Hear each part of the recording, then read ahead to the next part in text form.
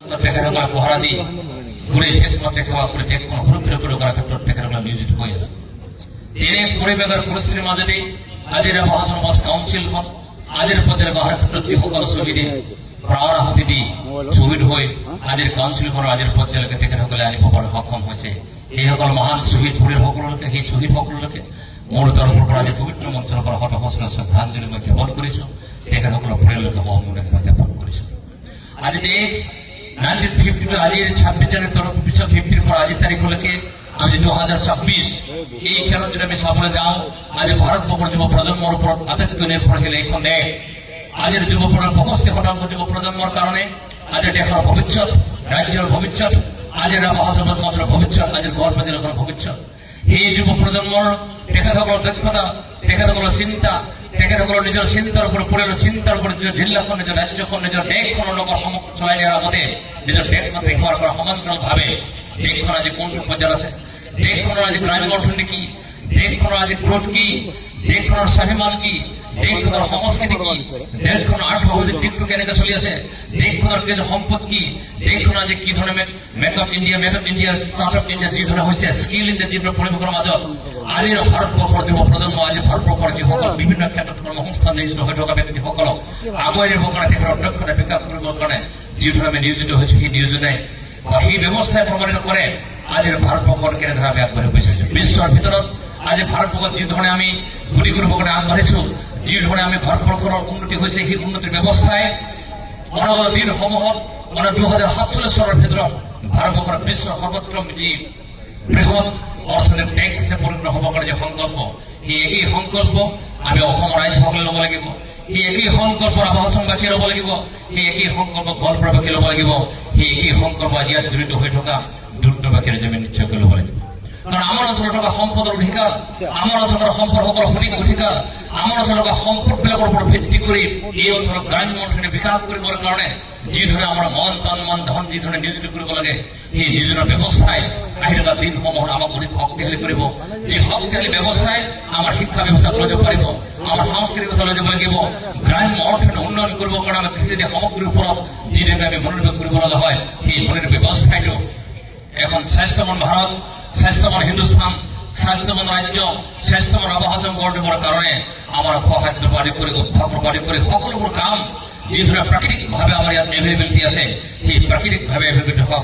ওপৰত সৎ ব্যৱহাৰ কৰি ভৱিষ্যত প্ৰজন্মক সুৰক্ষিত কৰিবৰ কাৰণে আমি সদায় নিয়োজিত হৈ থাকিব লাগিব। তাৰ কাৰণে নিজক মন শক্তিশালী কৰি থাকিব লাগিব। ইয়াৰ শক্তিশালী মনৰ অধিকাৰ হৈ থাকিব লাগিব। তাৰ শক্তিশালী মনৰ অধিকাৰ হোৱাৰ লগে লগে চাৰিওপিনে থকা আমাৰ পিতৃ মাতৃ ভাই ভনীকে আদি কৰি আত্মীয়স্বজন সকলোকে একত্ৰিতভাৱে আগবঢ়াই লৈ যাবৰ কাৰণে আমি শক্তিশালী বাৰ্তা সকলো ভৱিষ্যত প্ৰজন্মৰ কাৰণে লৈ যাব পাৰিব লাগিব। ভৱিষ্যত প্ৰজন্মৰ আমি পৰিপূৰ্ণ হ'ব লাগিব। আমি আহি অমুক দিনসমূহ আগবঢ়াই যাবৰ কাৰণে আমাৰ বিভিন্ন কৰ্মক্ষেত্ৰত যিসকল দক্ষতা বিকাশ হৈছে, কৰ্মক্ষেত্ৰত যিসকল নিয়োজিত হৈছে, তেখেতসকলৰ সুযোগ পাব লাগিব, সুবিধা পাব লাগিব। তেখেতসকলৰ কৰ্মসংস্থানত যাতে কোনো ধৰণৰ অসুবিধা নহয় তাৰ দৃষ্টিভংগী ৰাখি সকলোৱে আমি এই শক্তিটোক, এই ভাৰতবৰ্ষ ভাৰত পৰিবাৰ যিটো শক্তি, ভাৰত ৰাষ্ট্ৰৰ যিটো শক্তি, অসমৰ যিটো শক্তি, ৰাভাহঁতৰ যিটো শক্তি, সেই শক্তিক সঞ্চয় কৰি ৰাখি তাত কোনো বিনা কাৰণত যাতে সেই শক্তিসমূহ ক্ষয় নহয়, সেই ব্যৱস্থা মনত ৰাখি আমি সকলোৱে আগবাঢ়ি যাব লাগিব। আৰু সেই আগবাঢ়ি যোৱাৰ ব্যৱস্থাই আমি শক্তিশালী ওপৰত লৈ যাব পাৰিব লাগিব। ৰাভা সংগঠন কৰাৰ লগে আমি যদি চাওঁ আইডাগত কৃষিজাত সামগ্ৰী, হৰ্টিকালচাৰ ক্ষেত্ৰত আমি আটাইতকৈ আগবঢ়া। আমাৰ হৰ্টিকালচাৰ, আমাৰ কৃষিজাত সামগ্ৰী, আমাৰ প্ৰাকৃতিকভাৱে উপলব্ধ হোৱা এই কৃষিজাত সামগ্ৰীসমূহে আহি থকা দিনসমূহ ৰাভাহাচৰ সমাজ কাউন্সিল আহি থকা 9 বছৰ 15 বছৰ পিছত ৰাভাহাচৰ সমাজ কাউন্সিলে এনেধৰণৰ আমাৰ ক্ষেত্ৰত সম্ভাৱনা আছে। এই সম্ভাৱনাই অসমৰ যি সময়ত আমাৰ কৃষিজাত সামগ্ৰীৰ নাটনি হয়, যি সময়ত বাৰিষা বিশেষকৈ জুন জুলাই আগষ্ট এই 3 মাহত যি ধৰণে আমাৰ কৃষিজাত সামগ্ৰীৰ নাটনি হয়, শাক পাচলিৰ নাটনি হয়, ৰাভাহাচৰ সমাজ কাউন্সিলে ইমানেই উৰ্বৰ শক্তিৰে সঞ্জীৱী শক্তি আমাৰ ইয়াত নিয়োজিত হৈ আছে। সেই শক্তিসমূহৰ দ্বাৰা আমি গোটেই অসমক আমি জুন জুলাই আগষ্ট 3টা মাহত আমি তেখেতৰ খোৱা খাদ্য আমি তেখেতৰ সমৃদ্ধিশালী আমাৰ মাজত আছে। আমাৰ অঞ্চলত থকা কৃষকসকল আগবাঢ়িব লাগিব, তাৰ পৰিৱেশ পাব লাগিব, তাৰ বৈজ্ঞানিক দৃষ্টিভংগীৰে কোনো ধৰণৰ পেষ্টিচাইড ইউজ নকৰাকৈ আমাৰ ইয়াত অৰ্গেনিকভাৱে যিধৰণে প্ৰাকৃতিকভাৱে উপলব্ধ সেইবিলাকৰ মনোনিৱেশ কৰি স্বাস্থ্যৱান এখন আৱাসন গঢ় দিয়াৰ ক্ষেত্ৰত আমি সকলোৱে মনোনিৱেশ কৰিব লাগিব। আমাৰ ইয়াত থকা শিক্ষানুষ্ঠানসমূহ, আন্তঃৰাষ্ট্ৰীয় যি শিক্ষা অনুষ্ঠানসমূহ সামগ্ৰিকভাৱে বিশ্ব মানদণ্ড গঢ়ি তুলিবৰ কাৰণে শিক্ষাৰ চৰকাৰ কৰিব লাগিব আমাৰ অঞ্চলত থকা দুখীয়া ৰাইজ আমাৰ অঞ্চলত থকা বিলুপ্ত পৰিয়ালৰ যিসকল ছাত্ৰ ছাত্ৰীসকলৰ কাৰণে আহি থকা দিনসমূহত আমাৰ মিছন আছে আমি আশা প্ৰকাশ আমি কৰিম আহি থকা দিনসমূহত এনেধৰণে ৰাভা হাছান সমাজ কাউন্সিল অন্তত দুখন এনেধৰণৰ এখন বিদ্যালয় এনে উচ্চ মানদণ্ডৰ বিদ্যালয় গঢ় দিয়া হ'ব যি বিদ্যালয় দুখনে যি মহাবিদ্যালয় দুখনে আহি থকা দিনসমূহত দুখীয়া ল'ৰা ছোৱালীসকলে ফ্ৰী অফ কষ্ট থাকিব আৰু তেখেতসকল বিশ্ব মানদণ্ডৰ শিক্ষাগুৰুসকল আনি তেখেতসকলক প্ৰশিক্ষিত কৰি অন্তত বছৰত 5 কোটি টকা ইনভেষ্টমেণ্ট কৰি ৰাভা হাছান সমাজ কাউন্সিলৰ পৰা শিক্ষা ব্যৱস্থাৰ আমূল পৰিৱৰ্তন কৰাৰ দৃষ্টিৰ লক্ষ্য ৰাভা হাছান সমাজ কাউন্সিল আমি অভিভাৱক দেখি আহিছোঁ ৰাভা হাছান সমাজ কাউন্সিলৰ স্বাস্থ্যৰ সংক্ৰান্তত ইতিমধ্যে অসম চৰকাৰৰ মাননীয় মুখ্যমন্ত্ৰী ডক্টৰ হিমন্ত বিশ্ব শৰ্মাৰ নেতৃত্বত ইতিমধ্যে চিকিৎসা মহাবিদ্যালয় আয়ুৰ্বেদ চিকিৎসালয় বিভিন্ন ডিফাৰেন্ট সাবজেক্ট লেভেলৰ ডিস্ট্ৰিক্ট লেভেলৰ যিমানবোৰ 100 বেডৰ হস্পিটেল হৈছে সেই হস্পিটেলসমূহত চিকিৎসা সেৱা সুন্দৰ উপলব্ধ হৈছে আমি সাংঘাতিকভাৱে পৌৰাণিক প্ৰথাৰে চিকিৎসা বন্ধ কৰি আধুনিক পদ্ধতি আৰু কমিউনিটি যি ট্ৰিটমেণ্টৰ ব্যৱস্থা আছে সেই ব্যৱস্থাৰ মাজেৰে আমাৰ ভৱিষ্যত প্ৰজন্মক সুৰক্ষিত কৰি স্বাস্থ্যৱান এখন ৰাভা হাছান গঢ় দিবৰ কাৰণে স্বাস্থ্যৱান এই অঞ্চলৰ মানৱাধিকাৰ তুলিবৰ কাৰণে তাক আমি পৰিৱেশ কৰিব লাগিব কৃষ্টি সংস্কৃতিৰ ক্ষেত্ৰত আমি ইমান সমৃদ্ধিশালী ইমান শক্তিশালী এই কৃষ্টি সংস্কৃতিসমূহ যুৱ প্ৰজন্মই সকলোৱে তেখেতক উপনীত হোৱাকৈ আপুনি বিশ্ববিদ্যালয় পৰ্যায়লৈকে সুন্দৰ পৰিৱেশৰ মাজত পুৰণা ব্যৱস্থা কোনো ধৰণৰ হানি বিঘিনি নোহোৱাকৈ নতুন আপোনালৈ সেই পৰিৱেশটো আমি লৈ যাব পাৰোঁ সুন্দৰভাৱে সাংস্কৃতিক ময় পৰিৱেশ কৰি তুলিবৰ কাৰণে এই সক্ষমতা নিশ্চয়কৈ হ'ব কাৰণে সম্ভৱ হৈ যাব গতিকে আমাৰ অঞ্চলত থকা আইনৰ কাৰণে ভাল চেতনাৰ ভৰপূৰ সেই ভাল চেতনাৰ ভৰপূৰ সেই পাঠসমূহৰ পৰা ৰাভা হাছান সমাজ কাউন্সিল বছৰি মিনিমাম 500 crore এই আৰ্থিকভাৱে সচ্ছল কৰিব পৰা এক ভৱিষ্যত আমাৰ মাজত সমাজ ৰৈ আছে তাৰ কাৰণে আমি সঠিক ব্যৱস্থা কৰিব লাগিব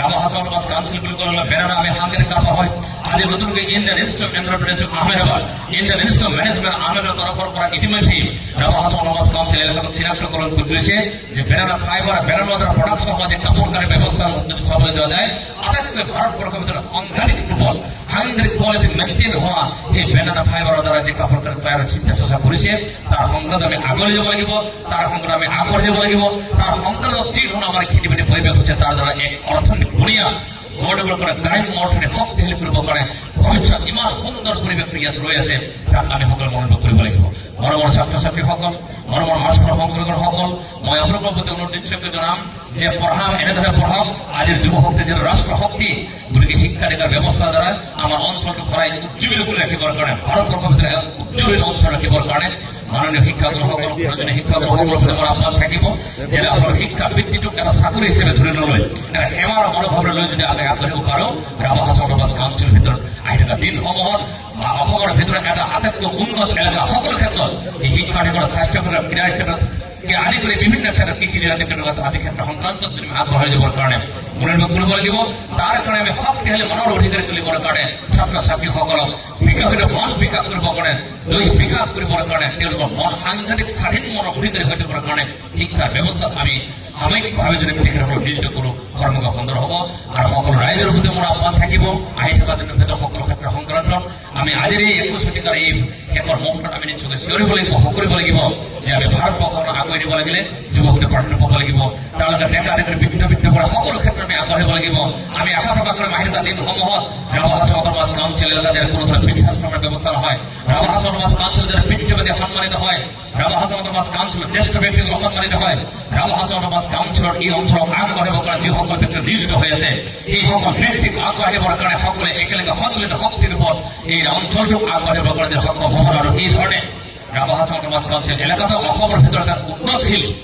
উন্নতশীল অঞ্চল ৰূপান্তৰিত কৰিবৰ কাৰণে যিবোৰ আছে সেইসকলৰ সৎ ব্যৱহাৰ যিবোৰ নাই সেইবিলাক আনিবৰ কাৰণে আৰু দিল্লীৰ পৰ্যায়লৈকে আমাৰ সকলো শক্তি একেলগে শক্তিশালী ব্যৱস্থা কৰিবৰ কাৰণে যাতে সকলোৱে আমি সন্মিলিতভাৱে